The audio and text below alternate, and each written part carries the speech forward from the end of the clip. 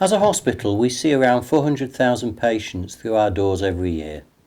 Of these patients, around 16,000 are seen in our operating theatres for a range of procedures. The hospital opened some 30 years ago in 1984, and since then we have done very little to modernise the technology and the equipment which is in our operating theatres. It's important for us to ensure that our patients have the best available care in the hospital, and this includes modernising our theatres. This project is all about enabling this to happen and to ensure that our surgeons, our anaesthetists and the 160 staff who work in theatres have got the best possible opportunity to provide the best care for all of the patients who are seen in theatres.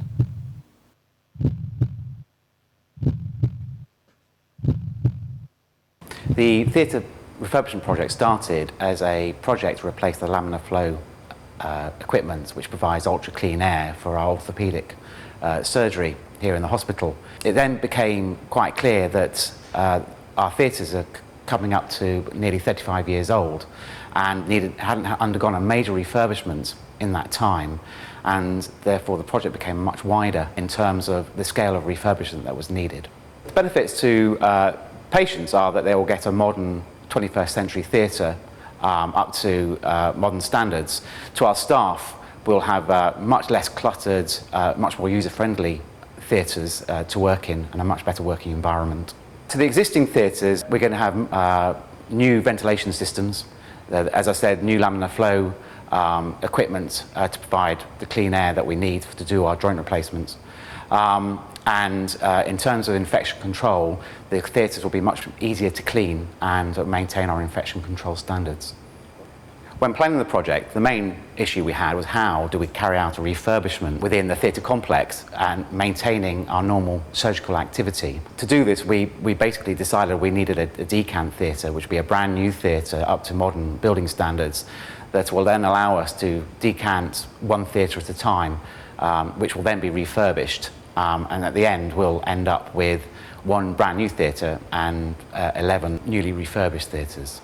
This gives us a problem in terms of how do we work with a building site within our theatre complex, and it's taken a lot of close cooperation between ourselves, the building contractors and especially infection control to allow us to do the project, and we've all come to agreement that this is possible and we can do it in a foreseeable time.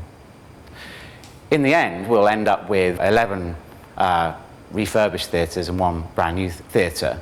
We will have an extra laminar flow theatre, and this will allow us to carry out emergency orthopaedic operations as we were struggling with capacity to do those during the 9 to 5 period, Monday to Friday.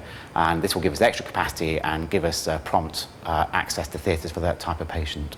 The staff are looking forward to it. There's been a lot of staff involvement in terms of what we need and what we're going to get. What was particularly important was that we had very little storage area for theatre equipment, and patients found this quite oppressive as they moved along the theatre corridor. At the end of the project, we'll have one spare theatre which won't be refurbished and we change into a major storage area which will allow us to take the equipment off the theatre corridor and make the environment for our patients much more pleasing.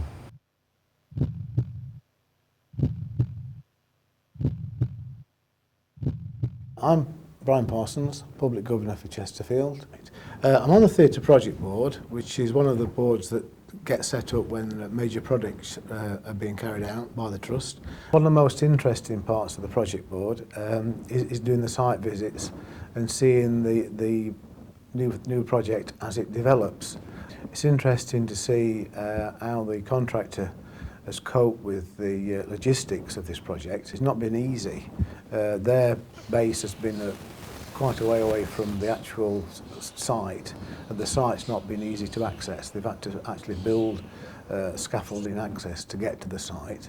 The materials that be taken in through a relatively small area, so that's been quite laborious to do it. But in spite of all that, there seems to be a very high quality build taking place, and it's going to be very interesting when it's actually totally completed.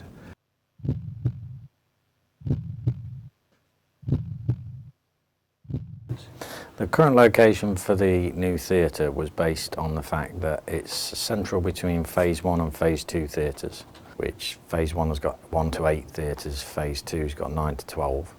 It was in a landlocked courtyard that wasn't being used, it's sort of dead space, and it sort of fit operationally for the project moving forwards. Vinci have installed scaffolding walkways across the roof from the front sort of entrance next to A&E, and also via the fire road up the side of the hospital from their compound. It has been logistically difficult for them. There's not been any disruption to patients in any way, shape or form really, and obviously that was a paramount sort of thing that was taken into consideration when they were doing the design development. To comply with infection control measures, we've implemented a sealed barrier system between the construction site and the operational theatres during the construction works. There's an agreement between the theatre operational staff and the contractors that no works take place between sort of 8 o'clock in the morning and 9:30, and that's obviously while they're getting patients into the process of going into theatres.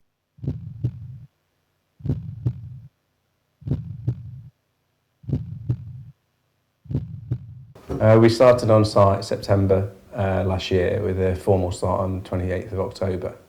One of the main benefits of being involved early on is to try and find a solution to deal with the site constraints. It's a very challenging project from our point of view, just purely the logistic demands of such a tight and both constrained site from an environmental point of view. It's something that we always had to plan pre-construction wise. Number of meetings were more than we'd normally have, but purely to make sure that any methodology we had was valid and also was shared with everybody so they get the ability to influence it before we turned up on site. And a great example of that was how we erected the steel frame from prefabrication, taking advantages of off-site manufacturing, and it proved dividend because we were able to deliver it in what we feel was quite a difficult environment. And it gave the opportunity for the workers to really exercise their expertise, I guess. I mean, we were fortunate to attend and contribute to the project board, and for us it's a great forum to allow us to share it amongst a number of peers, really. We have obviously a close working group at a project level for day-to-day contact, but obviously the project board allows us the forum to really debate and challenge each other on what is the right way forward for the scheme. Access for anybody on site is always healthy for us during a project. It's not constructive, informative feedback makes a better product for everybody. The best thing we want to do is just manage expectations and make sure that everyone's delighted in the product that we do, that everybody, all the man hours, everything that everybody invests into the project, any feedback, any opportunity for us really to get that allows us to, what we believe, to deliver a better product at the end of the day.